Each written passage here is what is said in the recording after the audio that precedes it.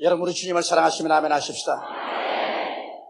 예수님께서는 그 모든 능력과 권세로서 이 자리에 우리와 함께 임하여 계십니다. 오늘 저는 여러분과 함께 믿음의 조건이란 제목으로 은혜를 나누고자 합니다. 마귀는 항상 우리에게 와서 우리 마음속에 속삭입니다. 우리는 그것이 마귀의 속삭임인 줄 모르고 자기의 생각인 줄 오해하고 있습니다. 그러나 마귀는 와서 이렇게 말합니다. 너는 믿음이 약하다. 너는 믿음이 없다. 너같이 약한 믿음이나 믿음이 없는 사람은 하나님께 기도해봤자 소용도 없고 하나님이 너 같은 사람에게는 관심을 가지고 있지 않다. 그렇게 말합니다. 문제는 마귀가 어떻게 말하든 그것이 문제가 아니라 그 마귀의 말을 사람들이 받아들여서 믿고 있다는 사실인 것입니다. 그래서 사람들 오늘날 나는 믿음이 약합니다. 나는 믿음이 없습니다. 나 같은 사람은 하나님과 동행할 수 없습니다. 하나님의 큰 역사가 나를 통하여 나타날 수 없습니다. 이렇게 자기 자신을 무자격자로 판정해버리고 마는 것입니다. 그러나 항상 마귀는 거짓의 압이라는 것을 우리가 잊어서는 안 됩니다. 마귀가 하는 말은 하나도 남김없이 모두 다 거짓말인 것입니다. 여러분, 성경에는 로마서 12장 3절에 하나님께서 각 사람에게 분량대로 믿음을 주셨다고 말씀하고 있는 것입니다. 우리가 예수를 믿고 하나님의 백성이 되면은 우리가 원튼 원치 않던 하나님께서는 다소의 차이는 있으나 분량대로 이미 믿음을 주신 것입니다. 그러므로 오늘 이 아침에 여러분은 모두 다 예수를 믿음으로 믿을 수 있는 하나님의 능력을 얻은 사람들인 것입니다. 우리에게 필요한 것은 믿음이 얼마나 많으냐 작으나 그것에 대한 염려가 아닌 것입니다. 성경에는 너희가 겨자씨 하늘만한 믿음이 있을지라도 이 산을 명하여 저 바다에 던지라 하면 그대로 될 것이라고 했습니다. 문제는 우리가 어떻게 이 믿음을 활용할 수 있는가, 이것이 문제인데 오늘 이 시간에 저는 여러분과 함께 믿음의 활용 방법에 관해서 알아보고자 하는 것입니다. 첫째로 성경은 말씀하기를 믿음은 들음에서 나며 들음은 그리스도의 말씀으로 말미암느니라고 말한 것입니다. 믿는다는 것은 반드시 믿을 수 있는 이유와 조건이 있어야 되는 것입니다. 우리는 종종 이런 말을 듣습니다. 무조건 하고 믿어라. 그저 예수 믿는다는 것은 조건이 없다. 무조건 눈 딱 감고 믿는 것이다. 이와 같은 말은 무조건 잘못된 말입니다. 왜냐하면 세상에 무조건 믿는 것이 어디 있습니까? 믿을 수 있는 이유와 조건이 없는데 왜 믿어요? 예수 믿는 것도 여러분 무조건 하고 믿는 것이 아닙니다. 또 예수 믿는 것이라는 것은 감정에 치우치는 것도 아닙니다. 감정이 격앙되어서 흥분하고 기쁨이 충만할 때는 야, 하늘과 땅을 움직이는 믿음이 내게 있다고 하는 사람도, 감정이 쇠침해서 저하되고 그리고 기쁨이 사라지면 그만 믿음도 다 잃어버리고 하나님께 버림받은 그런 심정이 됩니다. 이런 감정은 굴곡이 많기 때문에 감정을 따라 믿는다는 것은 믿음이 아닙니다. 믿음이란 것은 믿을 수 있는 이유와 조건이 되면 그 이유와 조건을 찾고 눈에는 아무 증거 안 보이고 귀에는 아무 소리 안 들리고 손에는 잡히는 것 없어도 믿음으로 탱크처럼 밀고 나가는 것입니다. 믿음의 조건이란 바로 하나님의 말씀인 것입니다. 하나님의 말씀이 없이 여러분 믿는다는 것은 아무런 조건 없이 믿는 것이요, 그것은 믿음이 아닌 것입니다. 예수님께서 한 번은 가버나움에 가셨는데 그곳에 로마의 백부장과 유대인의 장로들이 예수님을 만나러 왔습니다. 여러분, 로마 사람들은 유대인을 무시하고 또 예수를 믿지 않습니다. 그런데도 불구하고 로마의 군대 백부장이 유대인의 장로들을 데리고 와서 예수님 발 앞에 엎드려 간청했습니다. 내 종이 중풍으로 죽게 되었으니 와서 고쳐주옵소서. 장로님들도 이 사람은 로마 사람이지만 우리 민족을 사랑하고 우리들을 위해서 회당을 지어주었다고 말하면서 이분을 도와주는 것이 좋겠다고 했습니다. 그래서 예수님께서 적시로 대답하셨습니다. 내가 가서 고쳐주리라. 그럴 때 이 로마의 백부장이 말이, 주여, 나도 남의 수하에 있고 내 밑에도 군사가 있으니 이대로 가라 하면 가고 저대로 오라 하면 하고 내 종대로 이것을 하라 하면 하나이다. 다만 말씀 한마디만 하옵소서. 그래야 하면 내 종이 낫겠나이다. 이 말에 예수님께서 굉장히 감동하셨습니다. 예수님께서 흥분하셨습니다. 그래서 주위에 있는 사람들로 보고 하신 말씀이, 내가 이스라엘 중에도 이만한 믿음을 가진 사람을 본 적이 없다. 훗날에 수많은 이방인들이 동세에서 하늘나라에 올라와서 아브라함과 이삭과 야곱과 함께 한자리에 앉으려니와 나라의 본 자신 이스라엘 민족들은 바깥 어두운 데 쫓겨나서 니를 갈미 있으리라고 말씀하시고, 그리고 주께서 말씀하기를 내 믿은 대로 될지어다 그렇게 말씀하셨습니다. 그 즉시로 그 하인이 중풍에서 고침을 받고 말았었습니다. 이 백부장은 예수 그리스도의 말씀을 믿었었습니다. 다른 것을 믿은 것이 아닙니다. 자기도 군인 장교인데 자기 밑에 부하보고 가라면 가고 오라면 오고 종들은 이것을 하라면 하는데, 하물며 하늘과 땅을 지으신 하나님의 아들 예수께서 일부러 직접 가실 필요가 어디 계시겠는가? 말씀 한마디면 모든 것이 다 이루어진다는 확신을 가지고 있는 것입니다. 그러므로 이 백부장의 믿음은 확실한 이유가 있고 근거가 있는 믿음인 것입니다. 오늘날도 여러분과 나는 하나님이 주신 말씀을 가지고 있습니다. 이제 예수님을 직접 몸으로 배웁지는 못하지만 우리는 하나님의 말씀을 가지고 있습니다. 이 말씀은 기록된 말씀입니다. 우리는 기록된 말씀을 그대로 믿을 수는 없습니다. 왜냐하면 기록된 말씀이 우리 마음속에 깨달아기 전에는 하나님의 말씀으로 이해되지가 않습니다. 여러분, 이 기록된 말씀이 설교를 들을 때 혹은 기도하고 읽을 때 성령의 밝은 빛을 발하셔 마음속에 깨달아지면 그 깨달아진 말씀은 바로 하나님께서 여러분에게 주시는 말씀인 것입니다. 성경책이 하나님 말씀이라고 해서 이것을 벽에 베고 잔다고 축복이 많은 것은 아닙니다. 이것을 가슴에 안고 있다고 해서 치료가 오는 것도 아닙니다. 이것을 대문에 붙여놓는다고 해서 귀신이 쫓겨나가는 것도 아닙니다. 이 성경에 기록된 말씀이 성령으로 말미암아 내 마음속에 깨달아질 때 믿음이 생기라는 것입니다. 이러므로 깨달아지는 말씀, 이것이 중요한 것입니다. 말씀이 우리 속에 깨달아지기 위해서는 우리가 죄를 회개해야 되고 성령님으로 충만해야 됩니다.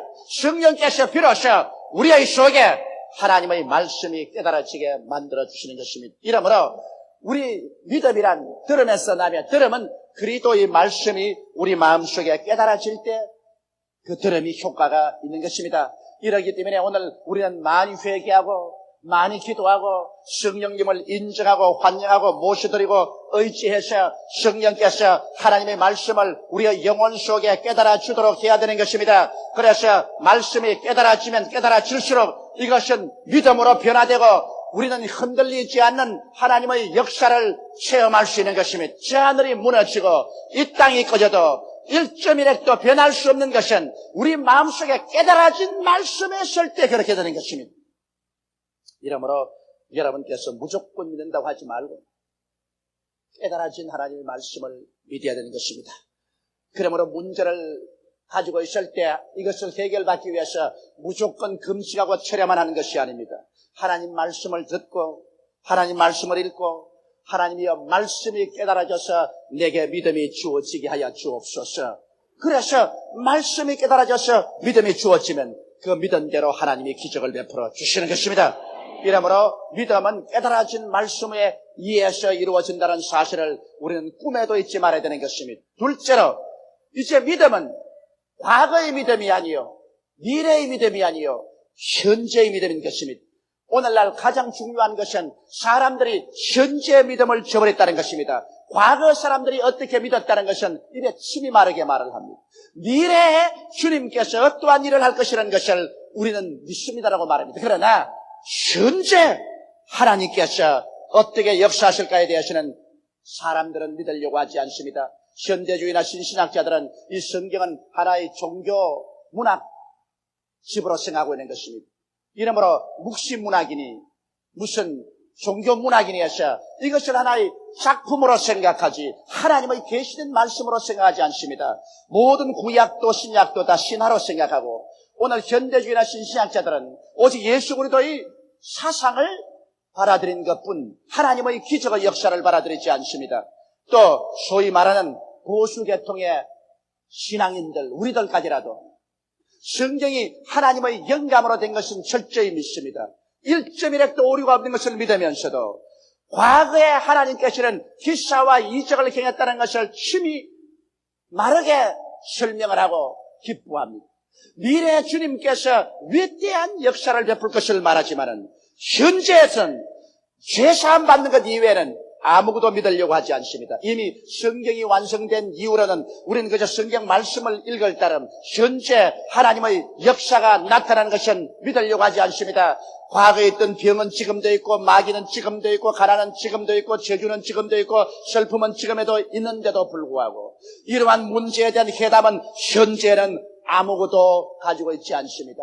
오직 과거에 주님이 역사하셨고 미래에 역사하셨지, 지금은 역사한 기록만 우리가 읽으면 됐다고 말합니다. 이 얼마나 모순된 일인 것입니까? 여러분, 성경은 예수 그리스도는 어제나 오늘이나 영원토록 동일하다고 말씀했으며 대개 야훼 하나님은 변하지 아니한다고 말씀하고 있는 것입니다. 베라니에 마르다와 마리아의 오라버니 나사로가 죽었습니다. 그를 장사낸지 나흘째가 되며 이미 무덤에서 시체가 썩고 있었습니다. 그때야 예수님께서 찾아오셨습니다. 예수님이 베라니아의 동굴 밖에 서 계실 때 마르다가 뛰어나가셔 예수님이 그 발 앞에 엎드려 통곡을 하고 울면서 말했습니다. 주님이시여, 나흘 전에 이곳에 오셨으면 우리 오라버니가 죽지 아니하였겠나이다. 예수님은 그 말씀을 듣고 마음에 충격을 느꼈었습니다. 대단히 슬퍼하셨습니다. 왜냐하면 지금 예수님이 앞에 와 있는데 나흘 전에 계셨으면 우리 오라버니가 죽지 않았다 했으니 나흘 전에 예수님은 믿으면서 현재 예수님은 믿지 않으려고 합니다. 예수님이 하도 싸늘하게 대하는지라 그만 마르다가 놀라서 그가 신앙 고백을 바꾸었습니다. 주여, 지금이라도 주님께서 무엇이든지 하나님께 구하면 아버지께서는 이루어 주실 줄 나는 믿나이다. 그러자 예수님께서 대답하셨습니다. 내 오라버니가 살리라. 현재 살아날 것이라고 말하는데 이것을 마르다는 믿을 도리가 없었습니다. 그래서 부활의 날에 우리 오라버니가 살 줄을 믿나이다. 당장 미래로 제껴버렸었어요. 그러자 예수께서 말씀하기를, 아니야, 내가 곧 부활이요 생명이니 나를 믿는 자는 죽어도 살겠고 살아서 나를 믿는 자는 영원히 죽음을 보지 않으리니 이것을 내가 믿느냐? 그럴 때 마르다는 동문서답을 했습니다. 주는 그리스도시요 이 세상에 오기로 약속된 하나님의 아들인 줄 믿습니다. 예수님께서는 마르다를 통해서 역사를 할 수가 없었습니다. 왜냐하면 마르다는 나흘 전에 예수님은 인정하고 장차 부활의 날에 예수님은 인정하지만은 지금 이 자리에 와서 문제를 해결해 와 계신 예수님은 인정을 하지 않습니다. 믿지를 않습니다. 그러므로 주님이 마르다를 보내고 마리아를 오라고 하셨습니다. 마리아는 하나님 말씀을 사모하고 예수님 발 앞에서 말씀을 잘 배웠기 때문에 지금의 예수님을 인정해 줄 알았었습니다. 그래서 기다리니까 마리아가 예수님 앞에 와서 발 앞에 무릎을 꿇고 난 다음에 그는 이렇게 신앙 고백을 합니다. 주여, 주께서 나흘 전에 이곳에 계셨으면 우리 오라버니가 죽지 아니하였겠나요? 예수님은 이 말을 듣고 촉구를 느끼셨습니다. 왜냐하면 그 가운데 있는 사람들이 비웃음에 말했습니다. 장님의 눈을 뜨게 한 자가 나사로를 죽게 하지 못하였던가. 그런데 여기에 마리아와 마르다는 오라버니가 죽고 절망이 칠흑같이 그들의 인생을 덮었으므로 그렇게 울고 몸부림을 칩니다. 현재 예수께서 문제를 해결하여 앞에 와 있건만은 현재 예수님은 믿어주지 아니하고 과거의 예수님, 미래의 예수님밖에는 믿으려고 하지 않습니다. 오늘날 여러분, 현재 우리가 처한 바로 문제도 이것이 아니겠습니까? 사람들은 과거에 기록된 하나님의 기사와 이적과 능력은 읽고 듣고 즐겁게 말합니다. 장차 재림하셔서 새하늘과 새 땅과 새 예루살렘이 이루어질 것은 기대에 꽉 들어차게 말을 합니다. 그러나 지금 우리 가운데 살아서 현재 우리의 절망을 해결하고 질병을 고치며 귀신을 쫓아내고 흑암에서 광명으로 이끌어주는 살아계신 하나님은 믿으려고 하지 않습니다. 기적의 시대는 지나가 버렸다고 하고 현재의 예수님, 현재 하나님은 흔적 없이 사라지게 만들려고 하는 것입니다. 여러분, 그래서 예수님이 우셨습니다. 예수님께서는 마리아와 마르다의 현재에 대한 신앙의 공백을 보고 분해서 우셨으며 그들이 문제를 걸머쥐고도 해결하지 못하고 통고하는 것을 보고 불쌍히 여기셨습니다. 오늘날도 예수님께서 우리를 보시고 민망히 여기시고 통분히 여기셔서 우실 때가 한두 번이 아니실 것입니다. 예수님은 강제로 마리아와 마르다를 나사로의 무덤가에 데리고 가서 무덤물을 옮겨 놓으라 하십니다. 그럴 때 마르다가 말했습니다. 주여, 오라버니가 무덤에 들어간 지 나흘이 되어 이미 썩은 냄새가 나나이다. 예수께서 말씀하기를 내가 네게 말하노니 내가 믿으면 하나님의 영광을 보리라고 하지 않느냐. 지금 믿어라.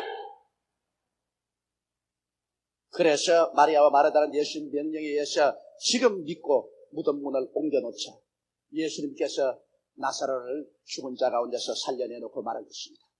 주님께서 요구하는 것은 지금의 믿음인 것입니다. 왜냐하면 믿음이라는 것은 과거를 보는 눈이 없습니다. 미래를 보는 눈이 없습니다. 믿음이라는 것은 현재밖에 보지 않습니다. 하나님의 역사하시는 믿음은 현재의 믿음이지 과거의 믿음도 아니요 미래의 믿음도 아닌 것입니다.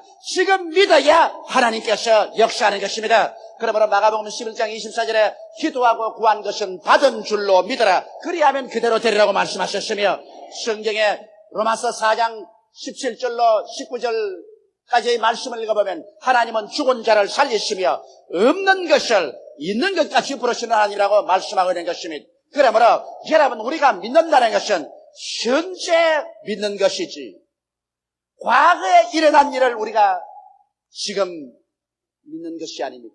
미래에 일어날 일을 지금 믿는 것이 아닙니다.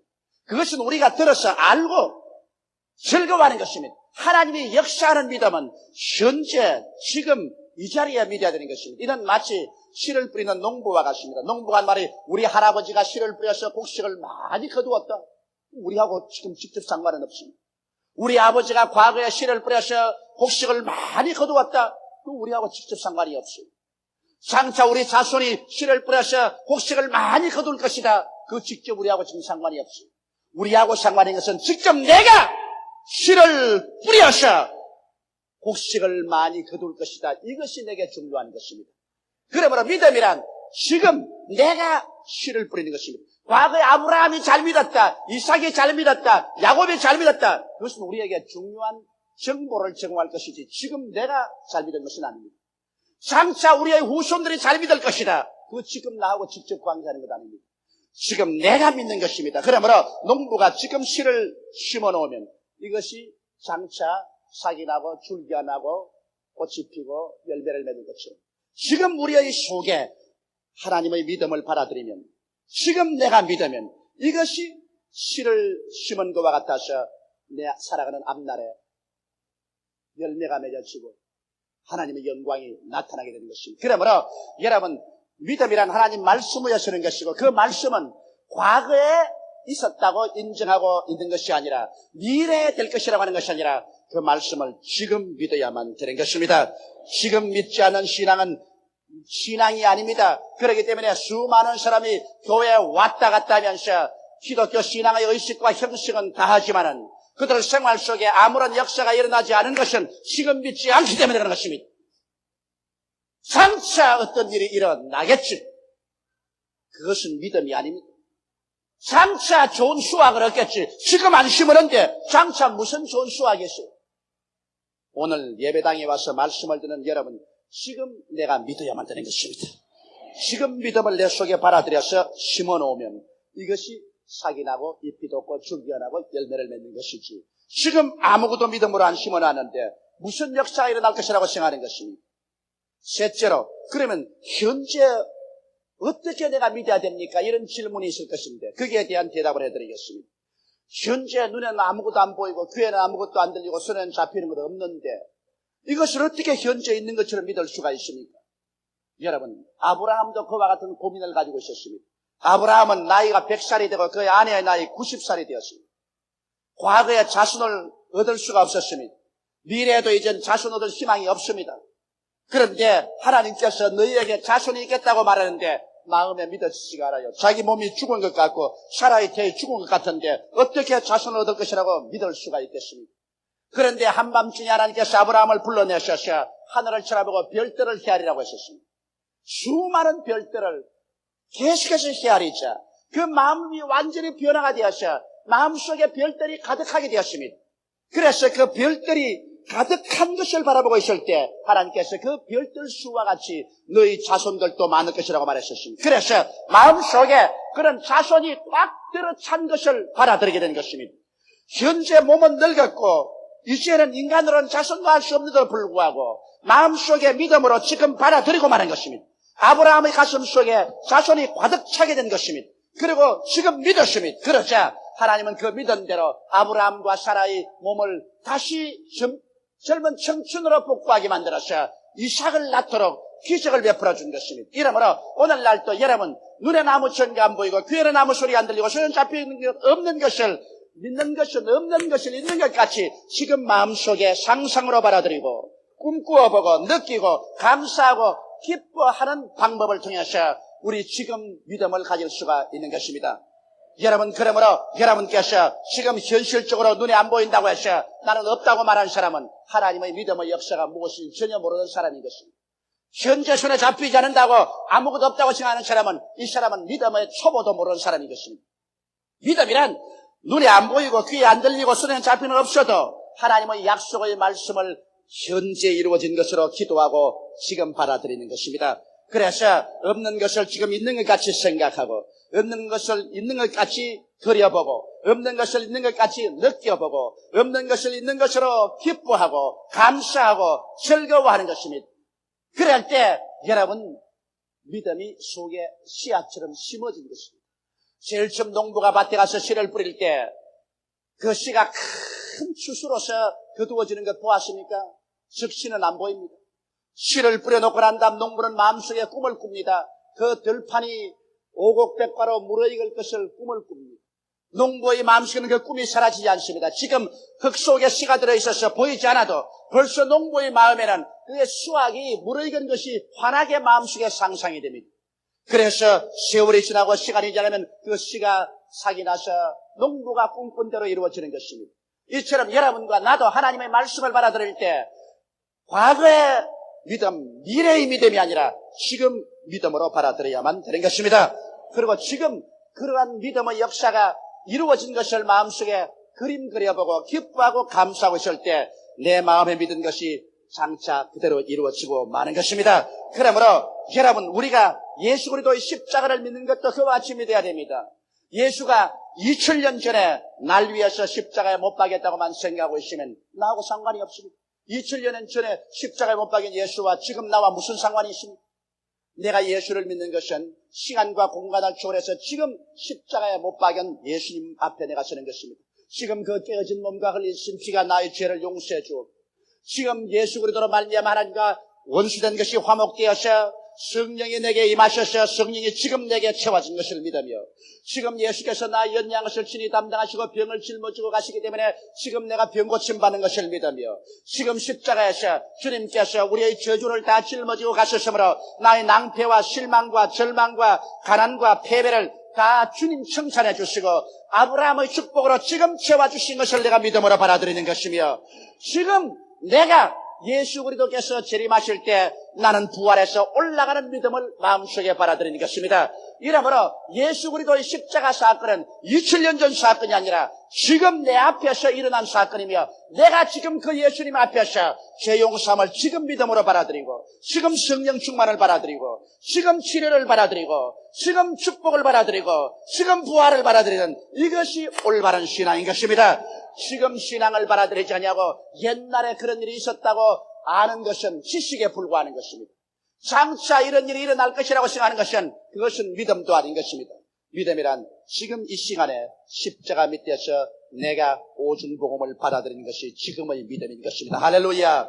그러므로 오늘 이 예배드리는 이 시간에 예배당 안에서 여러분 떠나기 전에 여러분은 예수 십자가 앞에서 죄사함을 지금 받아들여야만 되는 것입니다. 지금 예수님을 통해서 성령을 받아들여야 되는 것입니다. 지금 여러분 속에 치료의 씨앗을 받아들여야 되는 것입니다. 지금 예수 그리스도로 말미암아 저주에서 해방된 축복을 받아들여야 되는 것입니다. 지금 부활의 축복을 받아들여야 되는 것입니다. 그래서 내가 지금 내 마음속에 이것을 받아서 심어 놓으면 이것이 이제 세월이 흘러감에 따라서 능력으로 나타나기 시작하는 것입니다. 콩 심은 데 콩 나고 팥 심은 데 팥 납니다. 아무것도 안 심으면 잡초가 나고 그러나 이 마음속에 올바르게 심어놓으면 그것이 기점으로부터 시작해서 내일은 운명이 변화되기 시작하는 것입니다.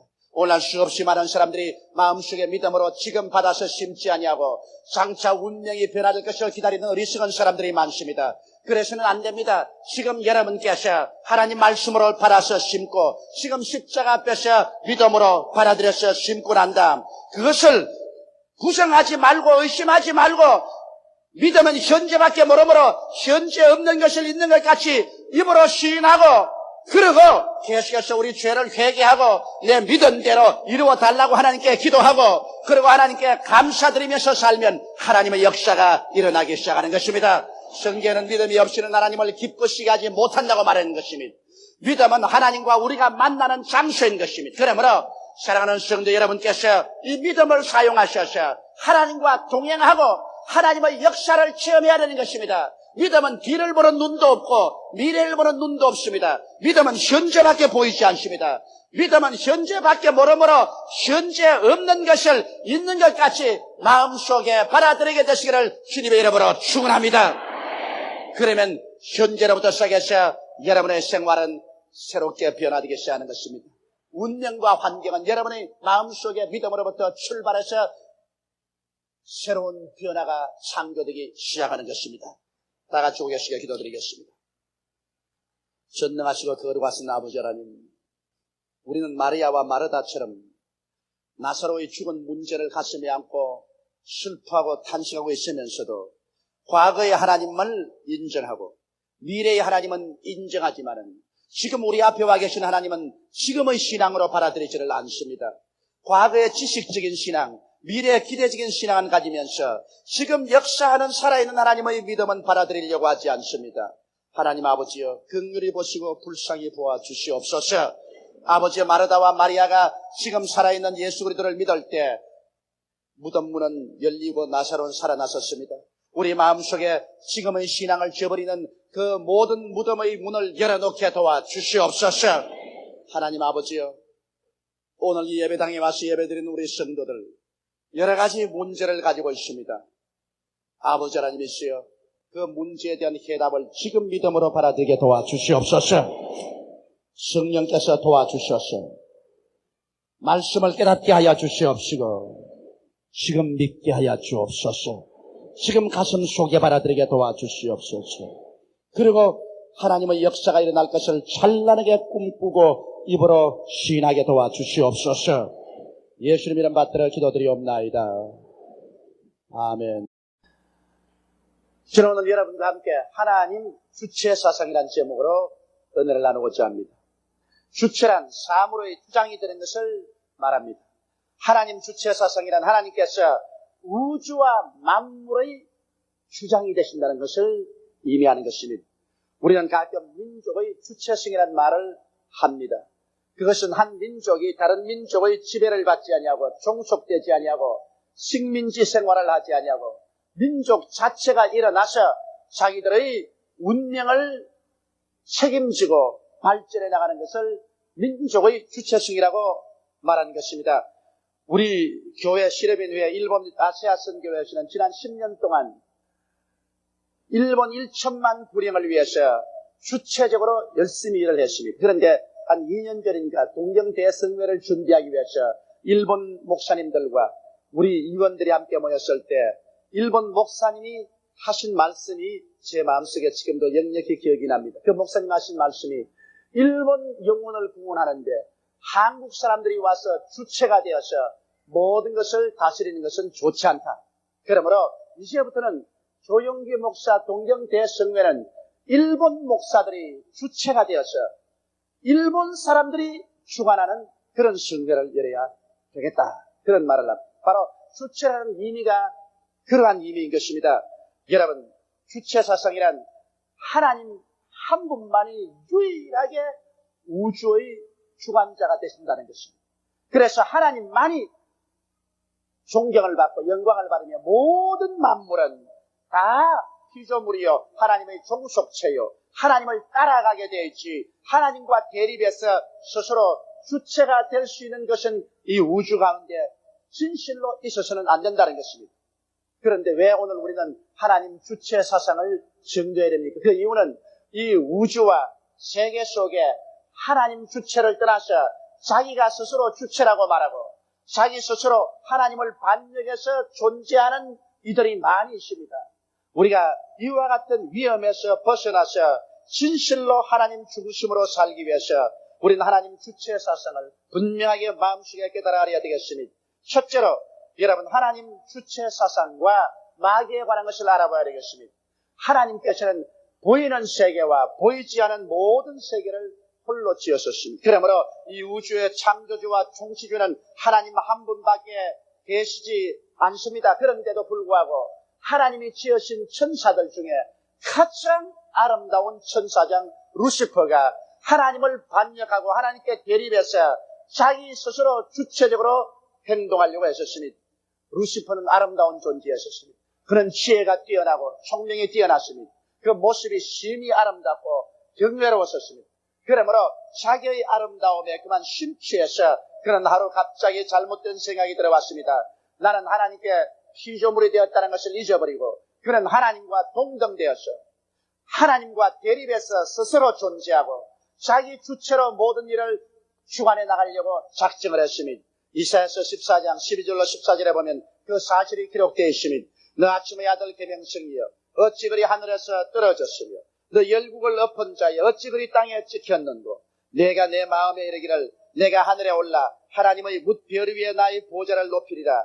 내가 북극 지표의 산 위에 좌디마리라. 가장 높은 구름에 올라 지극히 높은 자와 비기리라 하도다. 루시퍼는 하나님을 떠나 자기 마음대로 자기의 좋고 나쁜 대로 행동하려고 한 것입니다. 다시 말하면 자기가 다른 하나님이 되려고 한 것입니다. 여러분 하나님께서는 이 우주 가운데 다른 주체, 다른 하나님을 용납할 수가 없습니다. 그러므로 하나님께서는 루시퍼를 내어 쫓아 더러운 원수 마귀로 전락하게 해버린 것입니다. 여러분 천사장 루시퍼는 쫓겨난 마귀인 것입니다. 그리고 이는 자기와 함께 반역을 일으킨 천사들과 함께 오늘 공중의 권세 잡고 끊임없는 반역의 행위를 하고 있지만은 장차 심판을 받아 불과 유황으로 타는 못에 세세 뭉토록 버림을 당하고 말 것인 것입니다. 둘째로 우리는 하나님 주체 사상과 인류 조상 아담에 관한 것을 알아봐야 합니다. 여러분 하나님께서 주체가 되셔서 하늘과 땅과 세계를 다 지었습니다. 하나님은 아담과 하와의 도움을 청해서 함께 동업해서 우주를 지은 것은 아닙니다. 하나님만이 유일하게 전지전능 무소부지하신 능력으로 하늘과 이 땅을 지으시고 그리고 에덴을 창설하셨습니다. 아담과 하와를 하나님의 형상과 모양대로 지어서 에덴에 거하게 했습니다. 에덴은 하나님이 지으신 참으로 아름답고 훌륭한 낙원이었습니다. 그곳에서는 상함도 없고 해함도 없었습니다. 먹기에도 아름답고 보기에도 좋은 실과 나무가 나게 했습니다. 인간이 살 수 있는 가장 극치의 극락이었습니다. 그 가운데서 아담과 하와가 하나님에 종속하고 하나님을 따라서 살았으면 영원히 그 후손과 함께 살았을 것입니다. 그러나 아담과 하와는 하나님을 따라서 살지 아니하고 자기 스스로를 주체로 삼고 자기 마음대로 좋고 나쁜 것을 결정해서 살아갈 위험이 도사리고 있었습니다. 그러므로 하나님께서는 아담에게 말씀했습니다. 아담아, 이 동산에 있는 모든 실과는 내 마음대로 다 먹되 동산 중앙에 있는 선악을 아는 실과는 먹지 마라. 먹는 날에 너희가 반드시 죽으리라고 말한 것입니다. 여러분, 선악을 안다는 것은 바로 자기 스스로가 좋다 나쁘다를 결정하는 것입니다. 스스로 좋고 나쁜 것을 결정하면 벌써 주체적으로 행동하고 자기 마음대로 행동하는 것입니다. 우리가 자녀를 기를 때 보면 어린아이가 부모 품 안에 있어서 부모가 좋다면 따라서 좋다 그러고 부모가 나쁘다면 따라서 나쁘다 그럴 때는 부모에게 순종한 부모의 종속체입니다. 부모를 따라서 합니다. 그러나 어린아이들이 이제 장차 자라서 자기가 선악을 분별하게 되어서 부모가 좋다고 해도 자기 마음이 안 좋으면 안 좋다고 말합니다. 부모가 안 좋다고 말해도 자기 마음에 좋으면 좋다고 말합니다. 부모가 열심히 공부하라고 말하면 자기는 공부하는 것이 좋지 않으니까 안 하겠다 그럽니다. 이와 같이 스스로가 선악을 판단하게 되면 그 사람은 스스로 인생을 주관하는 주체자가 되는 것입니다. 하나님께서는 아담과 하와가 주체적으로 인생을 살아가기를 원치 않으셨습니다. 왜냐하면 그러면 자기 스스로가 또다시 사탄같이 하나님이 되는 것입니다. 자기 마음대로 하나님과 대립해서 하나님과 협상 테이블에 앉아서 하나님과 이것이 좋다 하jan다 대립하는 존재가 되고 마는 것입니다. 이러한 존재를 하나님께서는 우주에서 용납할 수가 없는 것입니다. 그러므로 우리 하나님께서는 아담과 하와가 오직 하나님만 경외하고 믿고 따라서 사느냐, 그렇지 아니하면 선악과를 따먹고 스스로 좋다 나쁘다를 결정하는 주체자가 될 것이냐를 시험해 보신 것입니다. 그런데 아담과 하와는 원수 마귀의 꾀임을 받았습니다. 마귀가 와서 아담에게 말했습니다. 내가 선악을 아는 실과를 따먹으면 너도 눈이 밝아 하나님처럼 된다고 했었습니다. 이 말에 유혹을 당해서 하와와 아담은 선악과를 따먹고 하나님을 반증하고 말았습니다. 그들이 선악과를 따먹자마자 어떠한 일이 생겼습니까? 그들이 눈이 밝아 뻘거벗은 것을 알았습니다. 부끄럽다고 생각하고 곧장 그들은 무화과 나무를 엮어서 앞치마를 해 입었습니다. 이것이 벌써 아담과 하와가 주체가 된 것입니다. 왜냐하면 하나님은 아담과 하와가 순진무화에 뻘거벗고 있을 때 나쁘다고 말 안 했습니다. 하나님 보시기에는 좋았습니다. 그런데 아담과 하와가 선악과를 따먹고 난 다음에 그들이 이제는 주체가 되자 자기들 생각으로 보니까 빨가벗고 있는 것이 좋지 않단 말입니다. 하나님이 좋지 않다는 말 한 적이 없습니다. 그러나 자기들 보기에 좋지 않으니까 자기들이 무화과 나무 잎을 엮어서 치마를 해 입었습니다. 이제는 하나님이 좋다 해도 자기들 보기에 좋지 않으면 안 좋다 그럽니다. 하나님이 아무리 안 좋다 해도 자기들 보기에 좋으면 좋다 합니다. 이제는 하나님께로부터 독립한 존재가 되고 마는 것입니다. 하나님께 순종하는 것이 아니라 독립된 생각과 행동을 하게 된 것입니다. 이제 인간이란 자란 주체가 다른 신이 되고 그 다른 신에 지라는 우상 숭배자가 되어버리고 마는 것입니다. 이와 같이 아담이 완전히 하나님으로부터 독립되어서 이제는 자기 주체적으로 자기 인생을 주관하게 되자 하나님은 아담과 하와를 다스릴 수가 없게 된 것입니다. 이제는 자기 멋대로 행합니다. 자기 멋대로 선악을 판단하고 좋고 나름을 판단합니다. 이러기 때문에 하나님은 아담과 하와를 루시퍼를 내어 쫓듯이 내어 쫓아버리고 말았습니다. 그날로부터 시작해서 아담과 하와는 자기가 자기 운명을 주관해야 되기 때문에 무엇을 먹을까, 무엇을 입을까, 무엇을 마실까, 어떻게 살까를 자기 스스로가 해결해야 됩니다. 자기가 주체하면 자기의 운명은 자기가 다스려야 됩니다. 하나님이 주체자가 될 때는 하나님께 속에 있는 우리들은 하나님이 책임을 져주시는 것입니다.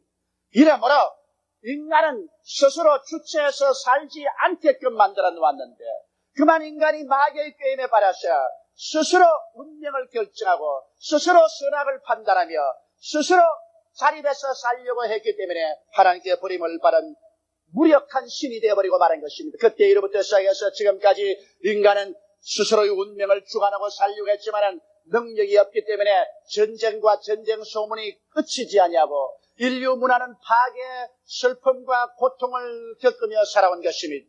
셋째로 이제 그러면 오늘 현대에 사는 사람들의 형편은 어떤가를 알아보십시다. 현대의 사람들은 모두 다 가인의 후예들입니다. 아담과 하와가 자손을 낳았습니다. 가인과 아벨을 낳았는데 그들이 장성하여 다 분가해서 각각 하나님 앞에 제단을 쌓았습니다. 하나님께서는 가인과 아벨에게 분명하게 말씀해 주셨습니다. 하나님을 만나려고 할 때는 제단을 쌓고 하나님 뜻을 쫓아 어린 양을 잡아 그 피를 쏟고 기름으로 하나님께 제사를 드리라고 하셨습니다. 이는 장차 죄악을 짓고 타락한 인류를 구원하기 위해서 하나님의 어린 양 예수 그리스도가 오셔서 우리 대신해서 십자가에 못 박여 죽을 것을 상징하는 것입니다. 그런데 여러분, 아벨은 철저히 하나님 주체 사상을 가진 자였었습니다.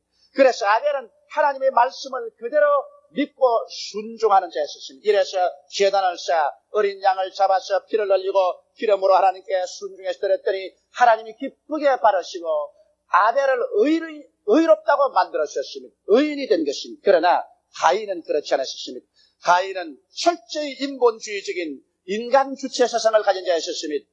가인은 하나님의 뜻을 제껴놓고 자기 멋대로 좋고 나쁨을 판정한 사람입니다. 하나님께서는 어린 양을 드리라고 했는데 가인은 자기 주체로 선악을 판단합니다. 내 보기에는 어린 양보다는 곡식을 드리는 것이 좋다. 하나님이 좋다 거든 하찮다 거든 상관할 것 없다. 내 보기에는 곡식을 드리는 것이 좋다. 그래서 하나님이 싫어하는데도 불구하고 자기 좋아하는 대로 곡식을 갖다가 제단에 얹어서 제사를 드린 것입니다. 이 가인의 제사는 하나님께 드리는 제물이 아니었습니다. 가인은 자기 생각의 곡식으로 제사 드리는 것이 좋다고 결정하여 그대로 했기 때문에 이 제사는 자기 생각에게 드리는 제사요, 자기를 기쁘게 하는 제사요, 인간 주체라는 우상의 제사들인 것입니다. 가인의 제물은 우상 제물인 것입니다. 인간의 생각에 드린 제물이요, 인간을 기쁘게 한 제물이요, 하나님의 생각을 쫓아 드린 제물이 아니요, 하나님을 기쁘시게 한 제물이 아니었습니다. 그래서 하나님은 가인의 제물은 받아들이지 아니하고 가인의 제사는 저버리고 말은, 가인은 버림받은 존재가 되고 말한 것입니다. 여러분, 오늘 현대인은 모두 다 가인의 후예인 것입니다. 현대인은 18세기 세계 계몽주의 사상 이후 완전히 하나님을 떠난 인간이 주체가 되어 인간의 생각에 선이나 악의 판정에 따라 사물을 주장하고 그 마음에 하나님 모시기를 원치 하고 하나님을 마음에서 쫓아내버리고 말한 것입니다. 이제 현대인의 마음속에는 하나님은 없습니다. 하나님에 대한 두려움도 없습니다. 하나님이 좋다 해도 자기가 싫으면 자기 좋은 대로 행하고 마는 것입니다. 하나님이 안 된다고 해도 자기가 좋으면 그대로 행합니다. 이래서 하나님을 거역하고 육신의 정욕과 안목의 정욕과 이 세상 자랑을 쫓아 죄악 가운데서 현대인은 살아가고 있습니다. 현대인은 10계명 중 제1계명과 제2계명을 전적으로 어기고 있으므로 하나님의 무서운 심판하에 놓이는 것입니다. 제1계명은 하나님께서 내 앞에 다른 신을 두지 말라고 했는데 오늘날 인간 자체가 하나님께 대립한 작은 신들이 되어 있는 것입니다. 이제 하나님 없이 자기 스스로의 운명을 자기가 해결하는 인본주의적인 신이 되어 있는 것입니다. 또 제2계명은 우상에게 절하지 말라고 했는데 인간 주체 사상이란 우상에 절하고 있습니다. 인간은 자기가 주체가 되었어요. 자기 마음대로 좋으면 좋고 싫으면 싫고 자기 마음대로 합니다. 자기 주체 사상이 우상이 되어서 그대로 따라가지 하나님 같은 게 관심이 없습니다. 그러므로 인간 주체 사상이란 우상에 절하고 있는 것입니다. 이러므로 인간은 가장 무섭게 하나님의 첫째 계명과 둘째 계명을 완전히 어기고 있습니다. 이러므로 온 인간은 하나님의 심판하에 놓이는 것입니다. 현대 문명과 현대인은 무서운 하나님의 심판하에 놓여 있습니다. 장차 하나님께서 이 세상과 세상의 거민들을 하나도 남김없이 다 불로 심판하고 말 것인 것입니다. 소돔과 고모라가 불로서 심판당할 때 오직 의인 롯과 그 가족만 구원받은 것처럼 오늘 이 세상을 하나님께서 처참하게 불로서 심판하기로 작정하고 있는 중에 하나님은 의인들을 불러내신 것입니다. 회개하고 예수 믿고 나온 하나님의 백성들을 이 세상에서 불러내고 있습니다. 여러분과 내가 사는 이 세상은 점점 좋아지지 않습니다. 점점 향상돼 가지 않습니다. 이 세상은 점점 하나님을 반역하고 점점 하나님을 거역하고 전쟁과 전쟁 소문은 더 많이 날 것이며 처처의 지진과 기근이 있으라고 말씀하고 있는 것입니다. 이 세상에 우리의 영원히 거할 도성이 없습니다. 그러므로 하나님께서는 오늘날 회개하고 이 땅에서 나와 구원받을 수 있게 하기 위해서 하나님의 독생 성자 예수 그리스도를 이 땅에 2000년 전에 보내신 것입니다. 예수님께서 여러분의 죄, 나의 죄, 우리의 모든 불의한 죄를 대신 짊어지고 십자가에 올라가셔 하나님 앞에서 심판을 받았습니다. 양손과 양발에 대못이 박혔습니다. 그 몸이 찢어지고 그 온 몸의 피를 다 흘리셨습니다. 이러므로 말미암아 인류의 모든 과거와 현재와 미래의 죄를 청산하시고는 하나님께서 이제 사람들을 찾으시는 것입니다. 수고하고 무거운 짐진 자들은 다 내게로 오라. 내가 너희를 쉬게 하겠다고 말씀하는 것입니다. 이래서 오늘 우리가 회개하고 예수를 믿고 하나님 중심으로 하나님 주체 사상으로 돌아오게 될 때 우리에게 사는 길이 열립니다. 하나님 중심으로 하나님 주체 사상으로 돌아오지 아니하면 우리에게는 영원한 형벌과 멸망과 불길밖에 없습니다. 소돔 고모라 같이 멸망당하는 길밖에 없는 것입니다. 이러므로 오늘 우리에게 가장 중요한 것은 무엇을 먹을까, 무엇을 입을까, 무엇을 마실까에만 취해야 될 것이 아니라 이제 하나님께서 회개하고 돌아오라는 하나님의 명령을 받고 하나님께로 나오는 이것보다 더 중요한 것이 없습니다. 성경은 말씀합니다. 너 인생이 무엇이냐? 잠시 있다 사라지는 안개니라. 내일 일을 자랑치 말라. 오늘 내게 어떠한 일이 일어날지 알지 못한다고 말하고 있는 것입니다. 여러분과 나는 이 세상에서 행인과 나그네와 같이 지나가다가 다 죽어야 되고 죽고 난 다음에 심판이 있습니다. 그런데 인간 주체로 산 사람은 영원히 버림을 닦고 말 것인 것입니다. 그러나 하나님 주체로 산 사람은 하나님이 예비한 새 하늘과 새 땅과 새 예루살렘에 들어가게 됩니다. 눈물과 근심과 탄식과 이별하는 것이나 고가는 것이나 앓는 것이나 죽는 것이 없는 세상에 들어갑니다. 왜냐하면 하나님 주체 속에 들어온 사람은 하나님이 책임져 주시기 때문인 것입니다. 그러므로 네 번째 여러분께 말씀드리고 싶은 것은 하나님의 주체 사상이란 이것이라는 것입니다. 갈라디아서 2장 20절에 사도 바울 선생은 하나님 주체 사상을 멋있게 말했습니다.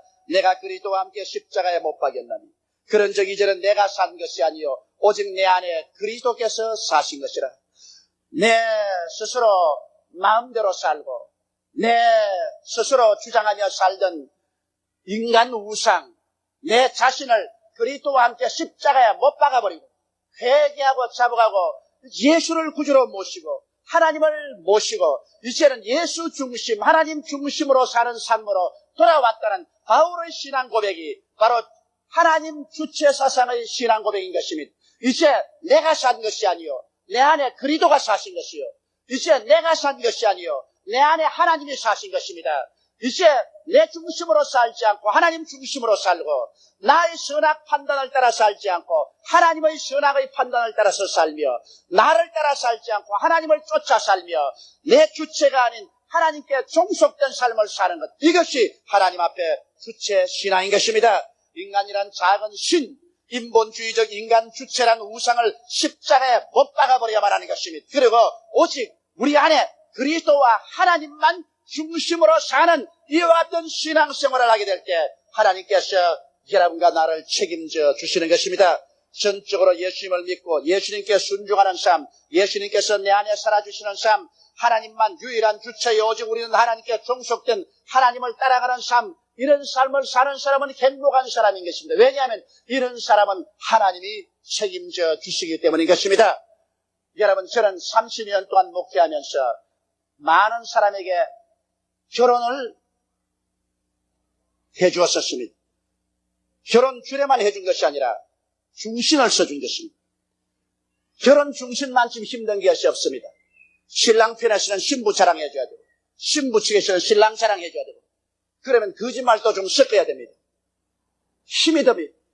그래서 결혼을 해주고 나니까 자기들이 잘 살 때는 바람과 함께 사라지고 아무 말도 없어요. 그러나 잘 못 살게 되면 꼭 내게 와서 내가 주체가 되어서 결혼식을 했기 때문에 목사님이 소개해준 신랑이 잘못됐다 그럽니다.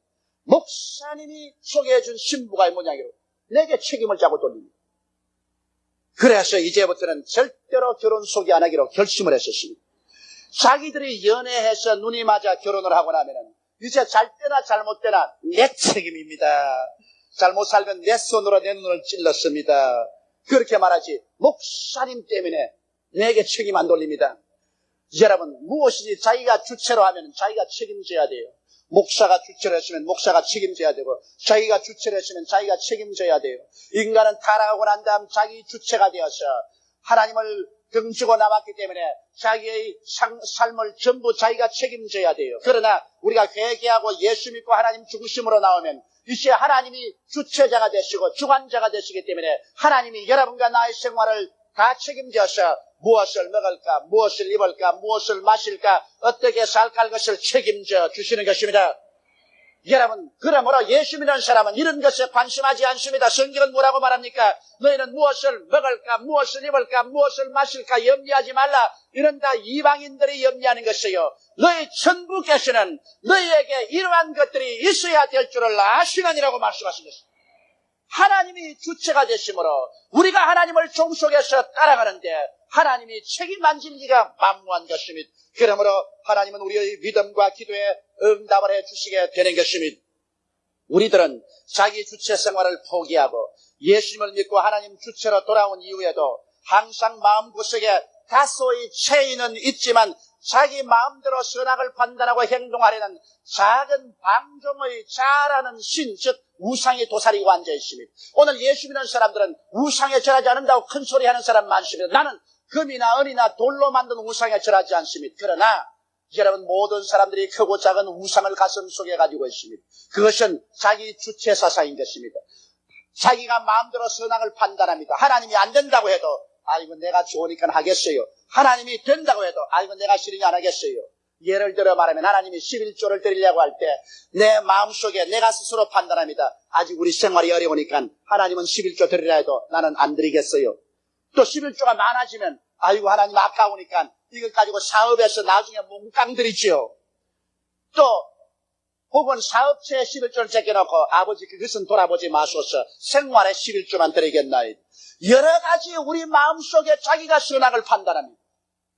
자기가 마치 주인이 된 것처럼 자기가 주체인 것처럼 자기 마음대로 선악을 판단합니다. 이것은 자기가 신이 된 것이요 자기 주체라는 우상을 가지고 있습니다. 예수 믿으면서도 자기의 마음속에 하나님의 주체에서 떨어져 나와 자기 주체로 살려는 우상을 가지고 있습니다. 적은 신들을 가지고 있습니다. 이것을 파괴하기 전에는 여러분 완전히 하나님 뜻대로 살 수가 없고 완전히 하나님의 은총 속에 들어갈 수가 없습니다. 이러므로 오늘 이 시간에 자기 주체라는 이 나쁜 우상을 모두 다 깨뜨리게 되시기를 주 이름으로 축원합니다. 하나님은 우상 숭배자를 미워합니다. 오늘날 예수 믿는 사람은 금이나 은이나 돌을 우상 숭배하지만은 예수를 믿는 사람들은 자기라는 우상을 섬기고 있습니다. 자기의 우상을 오늘 모두 다 내어놓고 그 우상을 깨뜨려야 됩니다. 우리 하나님께서는 예수 믿는 사람들을 한 머리에 축복해 주시면서 다른 면에 하나님께서 심판하고 하나님이 채찍을 때리는 것은 이 마음속에 자기 마음대로 선악을 판단하며 자기 뜻대로 살려는 우상을 깨뜨리기 위한 것입니다. 사람은 매를 맞아야 깨어집니다. 혼이 나야 깨어집니다.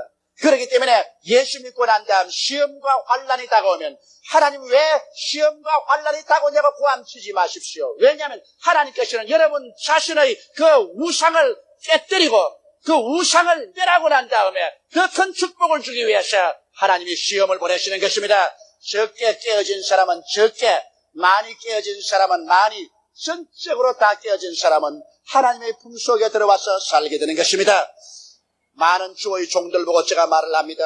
평신도보다도 책임을 진 주의 종들은 하나님께 매를 많이 맞아야 된다고 말합니다. 왜냐하면 자중심의 우상이란 매를 맞아야 깨어지기 때문인 것입니다. 이러므로 훌륭한 주의 종들은 하나님께 말씀으로 훈련받을 뿐 아니라 하나님께 많이 시련을 통해서 자신이 깨어져 버려야 되는 것입니다. 그래서 살든지 죽든지 흥하든지 망하든지 성하든지 쇠하든지 주님 뜻대로 살고 주님 따라서 살고 주님께 종속해서 살겠습니다. 온전히 주님 중심으로서는 이 하나님 주체 사상으로 서는 것이 주의 종인 것입니다. 교회에도 직분을 가진 장로나 권사나 안수집사나 조장구역장, 부구역장이나 아동구역장 지도자가 되면 하나님의 더 많은 축복도 주시지만 더 많이 깨뜨리시는 것입니다. 우상을 깨뜨려서 하나님 앞에 더 중심에 서서 하나님의 역사가 나타날 수 있는 그릇으로 만들기를 원하시는 것입니다.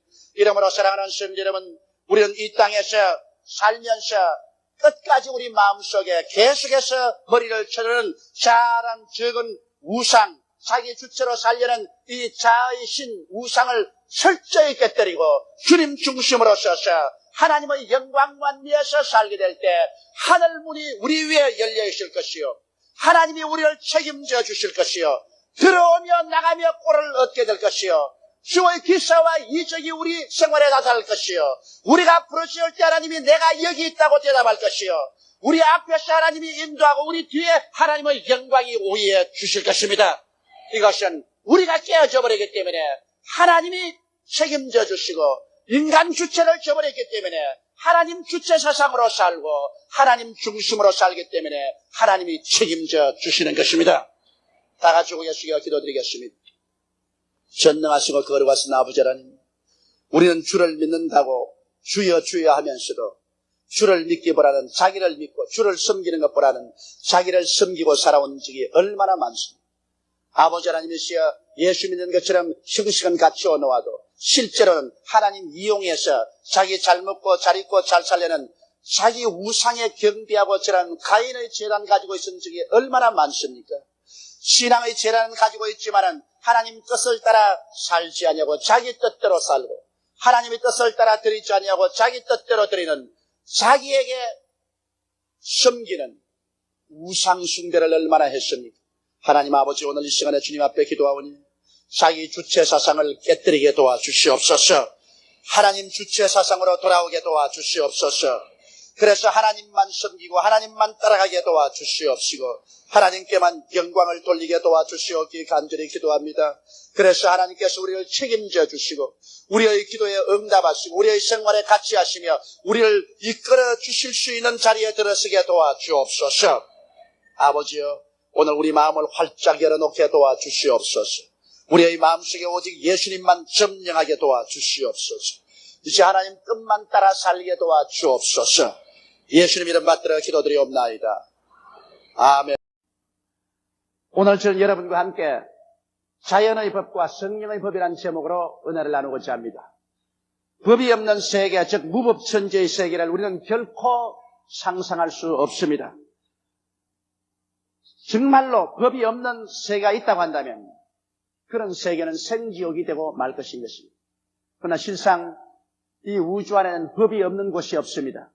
자연에는 질서정연한 자연의 법이 있고 한 나라에는 그 나라를 다스리는 국법이 있으며 어떠한 조그마한 사회단체라도 그 단체를 이끌어 나갈 규범인 법이 있는 것입니다.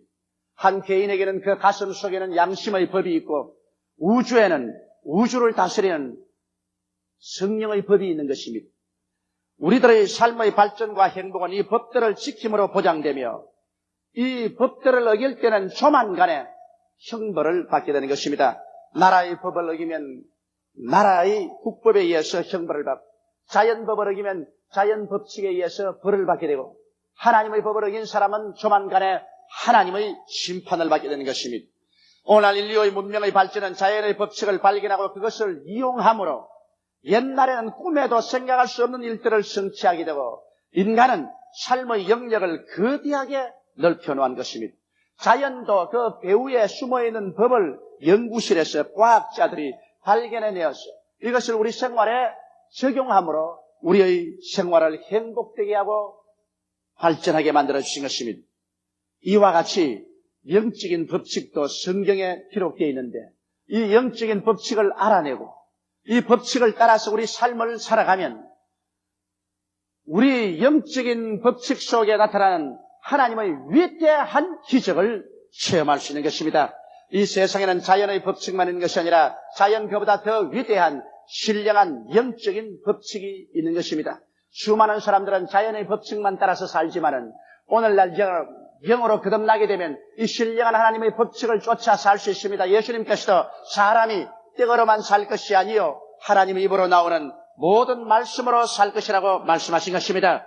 오늘 그러므로 저는 여러분에게 어떻게 하면 우리가 영적인 법칙을 쫓아서 자연 법칙을 초월하고 오히려 지배하며 창조하는 삶을 살아갈 수 있을까? 그 길을 알아보고자 하는 것입니다. 첫째로 영적 세계의 실상을 우리가 잘 알아야 되는 것입니다.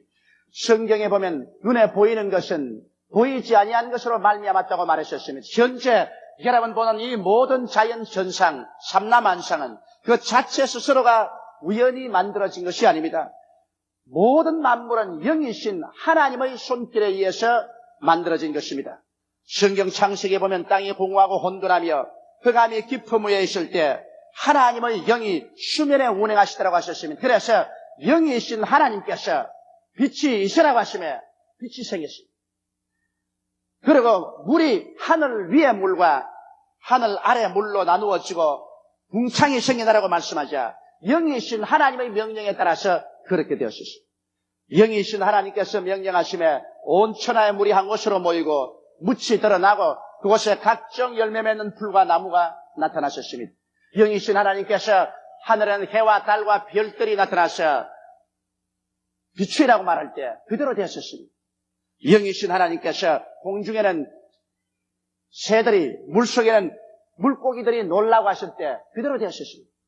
영이신 하나님께서 명령하사 지상에는 가지가지 곤충과 가지가지 짐승이 뛰놀라고 할 때 영이신 하나님의 명령을 쫓아서 눈에 보이는 물질적인 모든 생물이 태어났으며 하나님께서는 사람을 친히 손으로 빚으시고 그 코에 생기를 불어넣으시니 사람이 생명이 되어 일어나셨습니다. 유독이 하나님께서 지으실 때 사람만은 하나님의 형상과 모양대로 지었다고 하셨습니다. 하나님은 영이시기 때문에 그러므로 사람은 영입니다. 영이 육체를 입고 사람은 살게 된 것입니다.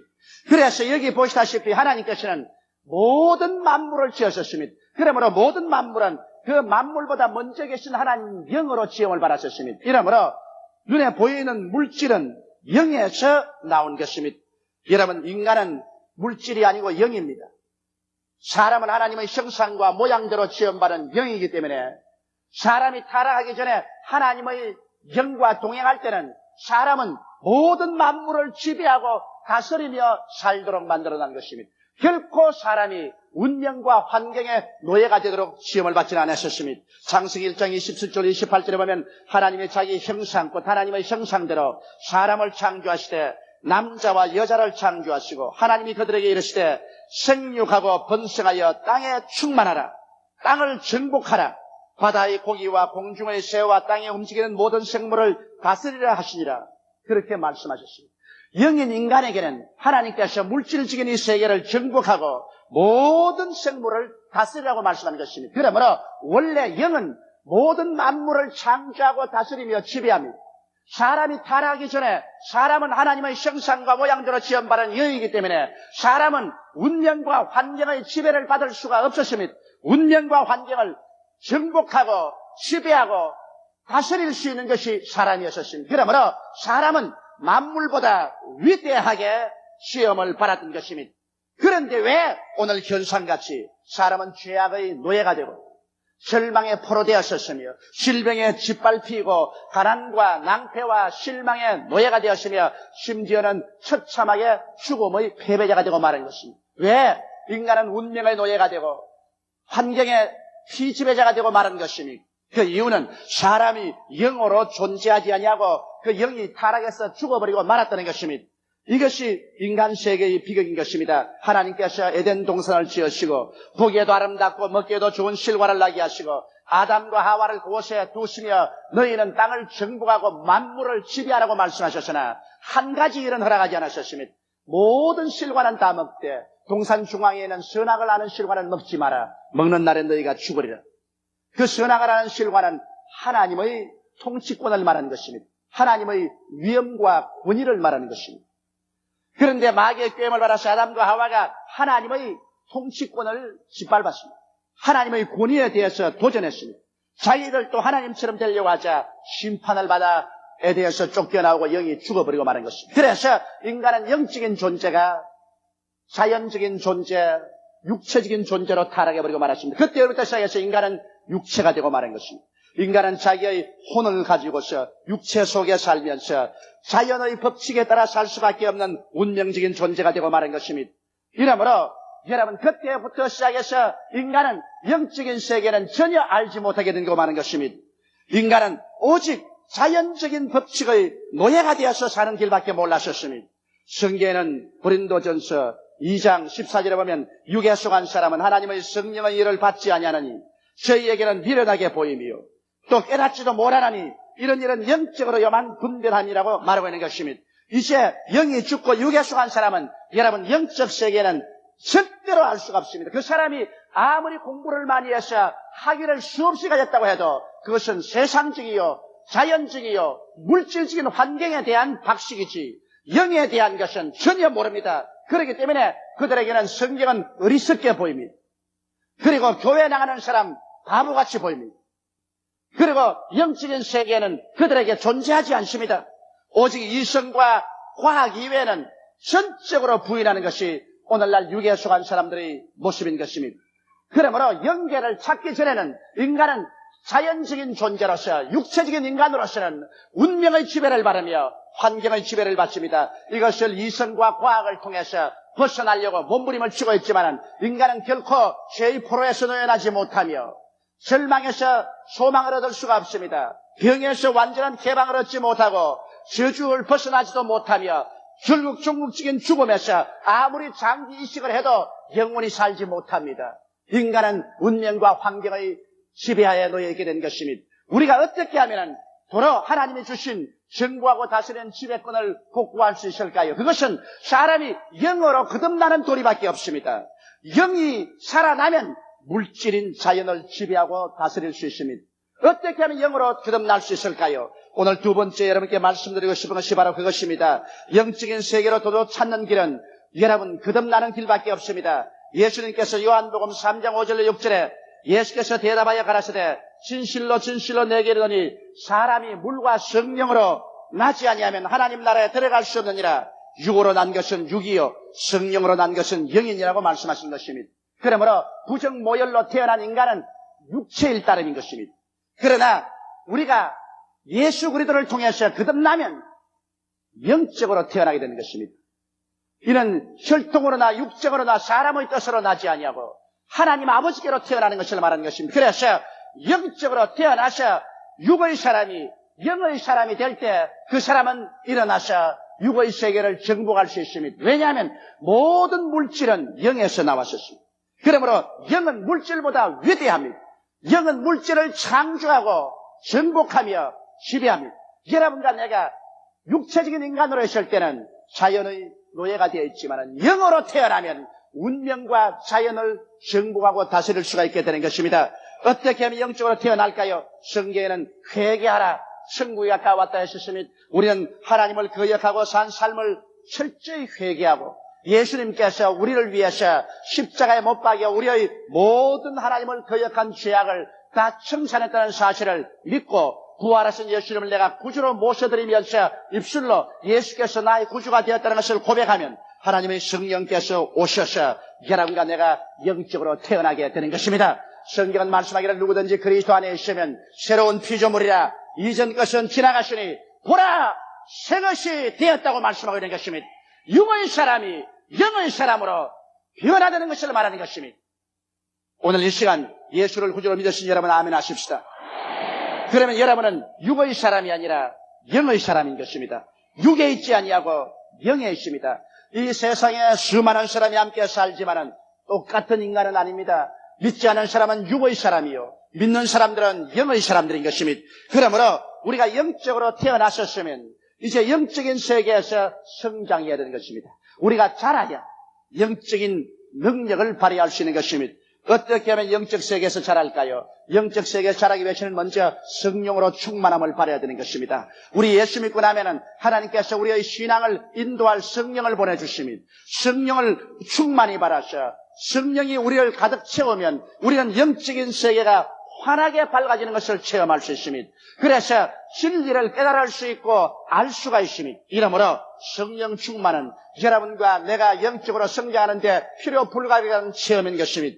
그 다음에는 영적인 양식인 말씀을 늘 먹어야 되는 것입니다. 아무리 건강한 사람도 음식을 장기간 먹지 아니하면 죽어버립니다. 영적인 양식인 하나님 말씀을 먹지 아니하면 영적인 삶도 오래 계속하지 못하는 것입니다. 이 성경 말씀은 바로 하늘에서 내려온 우리의 영적인 양식이요 만나인 것입니다. 그러므로 이 말씀을 듣고 우리는 말씀을 읽고 묵상함으로 말미암아 영적으로 우리가 영양실조가 되지 않고 성장하도록 해야 되는 것입니다. 나아가서 우리는 열심히 기도를 해야 되는 것입니다. 기도는 영혼의 호흡입니다. 숨 안 쉬고 살 수 있겠습니까? 영적으로 호흡하지 않은 사람은 그 영혼이 죽어버립니다. 그러므로 우리가 집중적으로 매일 1시간쯤 기도해야 될 것이요 또 시간이 나는 대로 늘 기도해야 되는 것입니다. 기도는 영적인 대기를 호흡하는 것입니다. 성령의 세계를 마셔드리는 것입니다. 이러므로 영적인 대기를 숨쉬지 아니하고 영적으로 살아남을 사람이 없는 것입니다. 기도는 바로 영적인 숨을 쉬는 것입니다. 그러고 난 다음에 영적인 하나님의 법칙을 발견해서 그것을 믿고 실천함으로 말미암아 여러분 생활 가운데 희사와 이적이 나타나고 체험을 하게 되면 여러분의 신앙은 끊임없이 자라기 시작하는 것입니다. 그래서 영적으로 우리가 성장해야 우리가 자연을 정복하고 운명과 환경을 다스릴 수가 있는 것입니다. 셋째로 저는 영적인 법칙이 자연적인 법칙을 지배하는 사건을 여러분에게 설명해 드리고자 합니다. 구약시대 사렙다의 과부와 엘리야 이야기가 있습니다. 이스라엘에 3년 6개월 동안 비가 오지 아니하고 하나님께서 맹렬히 심판하셨을 때 천지가 불타고 우물물에 물은 다 말랐습니다. 짐승들은 죽고 사람들이 수없이 이재민이 되어서 살 길을 찾아 허덕였습니다. 그럴 때 엘리야가 사렙다에 갔는데 한 과부가 나무를 줍고 있습니다. 무엇을 하냐고 물으니까 이제 가루통에 밀가루 조금 남았고 병에 마지막 기름이 남았는데 그걸 가지고 반죽을 해서 과자를 만들어 자기 아들과 함께 나누어 먹고 죽으려고 한다 그랬습니다. 엘리야가 말했습니다. 그러지 말고 지금 당장 가서 그것으로 과자를 만들어서 내게 가져와서 물 한 사발을 가져와서 내가 먹고 마시게 하라. 그렇게 하면 이 가정에 이 가뭄이 지날 때까지 밀가루통에 밀가루가 사라지지 아니하고 기름병에서 기름이 끊이지 않고 흘러나리라고 했습니다. 이것은 바로 엘리야가 영적인 심고 거두는 법칙을 선언한 것입니다. 그것은 자연 법칙이 아니라 영적인 법칙입니다. 하나님의 사업을 위해서 하나님의 대변자인 엘리야에게 마지막 밀가루와 기름으로 과자를 구워서 심으면 하나님의 영적인 법칙이 나타나서 자연 법칙을 초월해서 운명과 환경을 지배할 수 있다는 것입니다. 그래서 이 여인은 엘리야의 말을 듣고 과자를 만들어서 물 한 사발 가지고 가져와서 엘리야에게 주었습니다. 그 노인도 배가 고팠고 그 아들도 밥 달라고 우는데 그걸 다 제껴놓고 믿음으로써 먼저 그 나라와 그 일을 구하면서 하늘나라에 심었습니다. 그러자 그때부터 시작해서 기적이 일어나셨습니다. 영적인 법칙이 작용하기 시작한 것입니다. 그 가뭄이 지날 때까지 그 밀가루통에 밀가루가 사라지지 아니하고 기름병에서 기름이 끊이지 아니하고 흘러나왔던 것입니다. 이것은 자연 법칙을 지배하는 영적인 법칙의 나타남을 실제적으로 보여준 것입니다. 예수님께서 가나의 혼인잔치에 갔을 때였었습니다. 마리아 와서 하는 말이 이 집에 포도주가 떨어졌다고 말했습니다. 한참 잔치가 진행되는데 손님은 자꾸만 모여오는데 포도주가 떨어졌습니다. 큰일 났습니다. 그럴 때 예수님께서 또 심고 거두는 법칙을 작용하셨습니다. 하인들을 보시고 거기에 결례통 6개가 있는지라 거기에 물을 갖다 부으라시고 아무것도 없으니까 맹물을 갖다 붓는 것입니다. 심고 거두는 법칙입니다. 물을 갖다 붓자 예수님께서 떠서 연회장에 갖다 주라 했습니다. 그래서 그 물을 떠서 연회장에 갖다 주니 물이 포도주로 변했었습니다. 연회장이 마셔보고 깜짝 놀랍니다. 보통 집에는 사람들이 취할 때 그때는 나쁜 술을 내는데 이 집에는 처음부터 취한 후에까지 좋은 술을 낸다고 감탄을 했었습니다. 자연 법칙을 주님께서 정복하고 영의 법칙으로 기적을 창출한 것입니다. 베세다 광야에 주님 나가셨을 때 수많은 남녀노유가 따라 나왔습니다. 여자만 계산 안 했지 남자만 5,000명이 왔다고 말했었습니다. 여자와 어린이를 합치면 한 2만여 명이 왔을 것입니다. 그들이 그리스도의 말씀을 듣고 병 고침을 받고 난 다음 저녁이 되자 허기증에 취해서 길거리에 주저앉아서 움직이지를 못합니다. 예수님께서 그 제자인 빌립을 불러다가 빌립아 이 사람들에게 먹을 것을 주라 했었습니다. 빌립은 자연 법칙을 따라 계산했습니다. 그 2만여 명의 군중의 수를 헤아리고 조그만치 먹는 것 다 수판 놓아보니까 300데나리 되는 돈이 있어도 만족히 먹일 수가 없는 것입니다. 그러므로 돈도 없고 떡 살 곳도 없으니까 불가능합니다. 이래서 여기에 빌립은 와서 주여 이 사람들을 먹일 수가 없습니다. 빨리 흩어보내는 게 좋겠습니다. 빌립이 계산 잘못한 건 아닙니다. 자연적인 법칙을 따라서는 그 많은 사람에게 먹일 돈도 빵도 없었습니다. 그러나 여기에 자연 법칙이 막다른 골목에 취할 때 영적인 법칙이 있다는 것을 알아야 되는 것입니다. 영적인 법칙은 자연 법칙을 지배하고 다스리며 정복합니다. 안드레가 나아가서 어린이에게 점심 도시락을 구해왔습니다. 보리떡 5개와 물고기 2마리를 가지고 와서 예수님의 손에 얹었습니다. 또다시 심고 거두는 법칙입니다. 우리 주님의 손에 보리떡 5개와 물고기 2마리를 심는 영적인 법칙을 적용하자 예수님이 그것을 바라서 하나님 앞에 기도하고 축사하고 떼어주기 시작했습니다. 사람들을 50명, 100명씩 앉혀놓고 난 다음 떡과 물고기를 나누어 주는데 떡을 떼면 또 생기고 떼면 또 생기고 생선을 짜게 해서 주고 나면 또 한 마리 생기고 짜게 해서 주면 또 생겼었습니다. 영적인 법칙인 것입니다. 이건 자연 법칙에는 안 됩니다. 하나님의 신령한 법칙으로는 이런 기적이 일어나는 것입니다. 그래서 그 많은 사람을 다 먹이고도 12바구니가 남게 되었던 것입니다. 이와 같은 예는 영적인 법칙이 자연법을 지배하고 창조하여 줌을 보여주는 것입니다. 그렇기 때문에 여러분 예수를 믿은 사람들을 보고 주님께서 너희는 무엇을 먹을까 무엇을 입을까 무엇을 마실까 염려하지 마라. 이런 다 이방인들이 염려하는 것이요 너희 천부께서는 이 모든 것이 너에게 있어야 될 줄을 아시나니라. 그러므로 너희는 먼저 그의 나라와 그의 일을 구하라. 그리하면 이 모든 일을 너희에게 도하시라고 말씀하신 것입니다. 이것은 자연 법칙에 사는 이방인들은 이런 걱정하지만은 거듭나서 영적인 사람들이 된 사람들은 이제 영의 법칙으로 살기 때문에 그 나라와 그 일을 먼저 구하고 살면 하나님께서 영의 법칙으로 우리의 모든 생활 문제는 해결해 주시겠다고 말씀하신 것입니다. 천지와 만물을 지으신 영이신 우리 하나님께서 우리의 친아버지가 되시고 영인 아버지가 우리의 삶의 근원이 되어 있기 때문에 우리가 하나님의 법칙대로 살면은 영적인 비상한 기사와 이적과 능력이 오늘날 또 우리 가운데 나타나게 되어 있는 것입니다. 사람들은 너무나 오랫동안 육의 속에 살았고 자연의 법칙에 눌려 살았기 때문에 자기가 거듭나서 영의 사람이 되고 난 다음에도 자기는 신령한 사람인 줄 알지 못합니다. 영이 물질 세계를 지배하도록 만들어졌다는 것을 모릅니다. 자기는 운명과 환경보다도 더 위대한 존재라는 사실을 알지 못하고 있습니다. 그러므로 하나님이 주신 말씀과 성령과 기도를 통해서 위대한 창조적인 삶을 살 수 있는 것을 잊어버리고 있는 것입니다. 오늘 네 번째로 여러분께 영의 법에 따라 사는 길 몇 가지를 보여드리겠습니다. 왜냐하면 영도 법칙이기 때문에 법칙을 이용해야 되는 것입니다.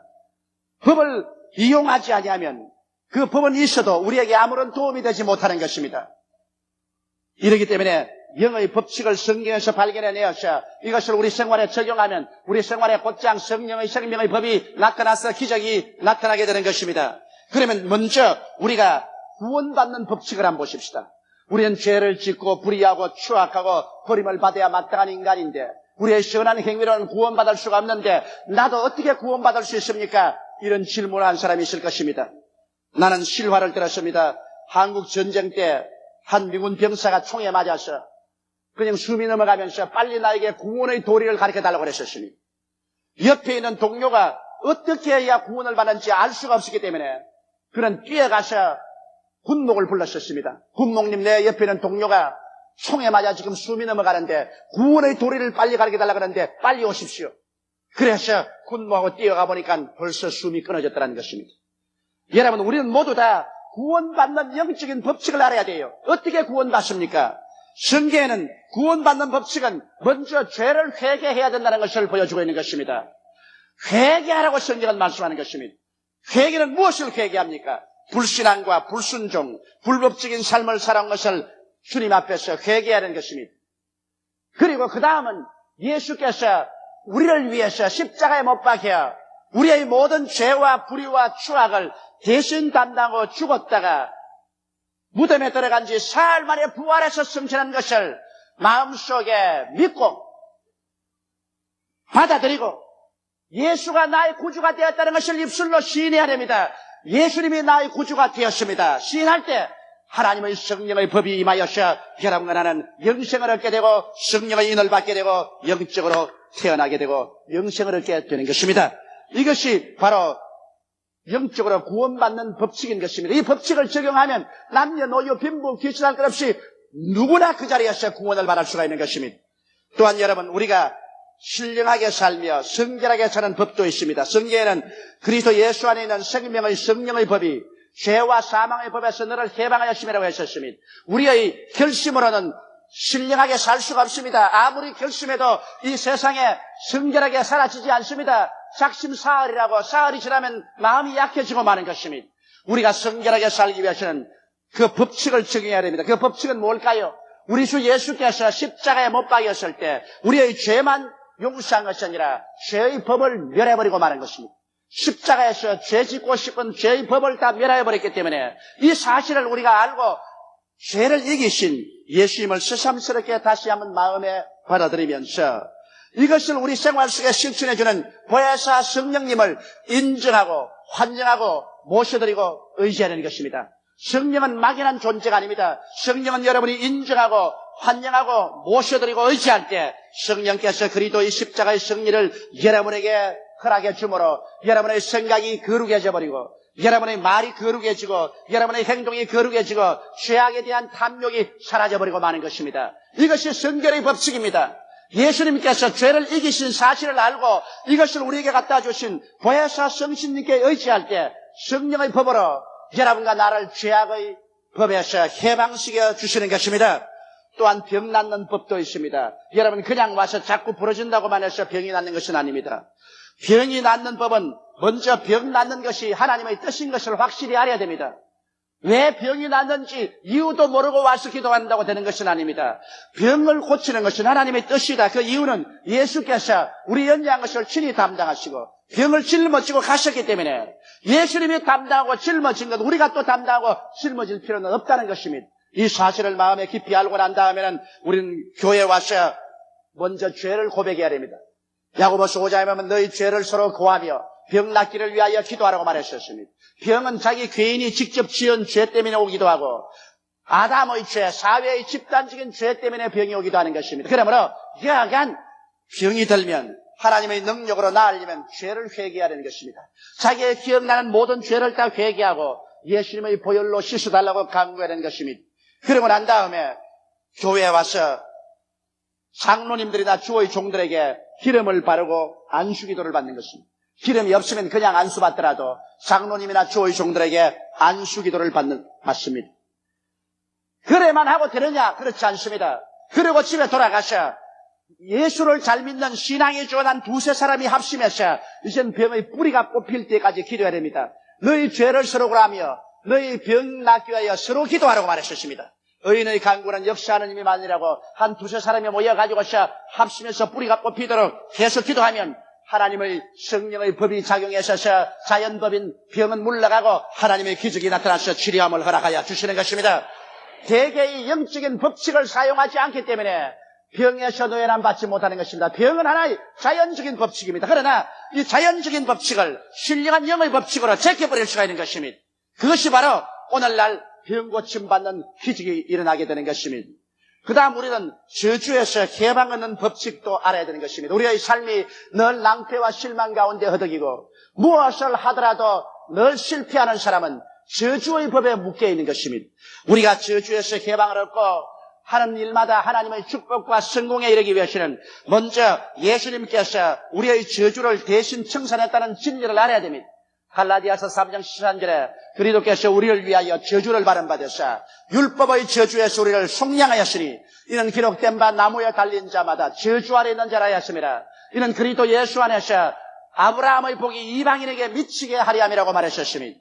예수께서 이미 십자가에서 여러분과 나의 저주를 대신 짊어지고 하나님의 저주를 받아 청산하셨습니다. 그러므로 이제 여러분과 나는 저주 아래 살 필요가 없고 아브라함의 축복 속에 사는 것이 당연지사인 것입니다. 이것을 알고 믿고 난 다음에 그 다음에 영의 법칙으로서 11조를 드려야 되는 것입니다. 여러분 11조는 바로 신령한 영의 법칙에서 심고 거두는 법칙인 것입니다.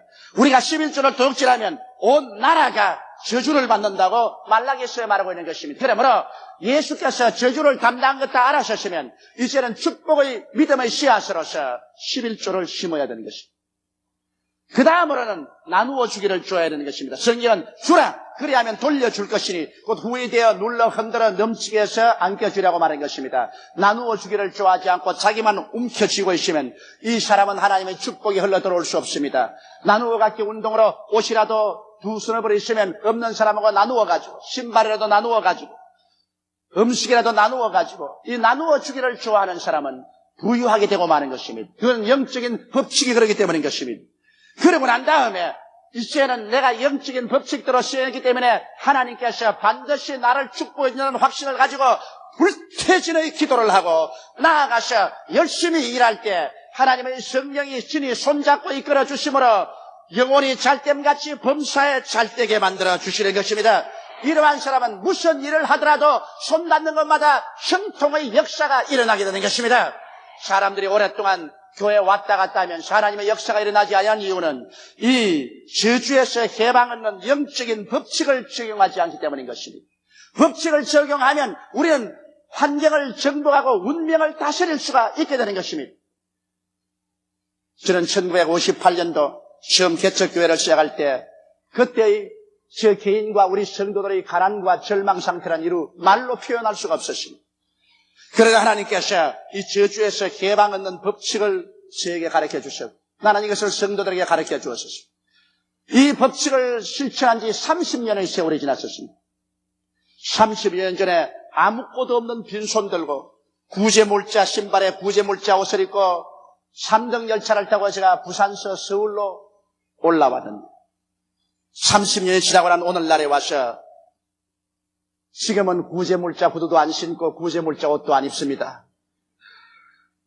하나님께서 하늘문을 여시고 살 것이 없도록 부으셨습니다. 무엇이든지 손대는 것마다 하나님께서 부흥하고 발전하게 만들어 주었습니다. 그것은 저주에서 해방을 얻는 법칙을 사용했기 때문인 것입니다. 예수님이 나를 위해서 저주에서 대속한 것을 내가 확실히 알았기 때문에 믿고 11조 절대로 도둑질하지 아니하고 나누어 주기를 좋아하고 그 다음 믿음으로 기도하고 실천했기 때문에 영적인 법칙이 작용해서 오늘날 기적을 창조하고 마는 것입니다.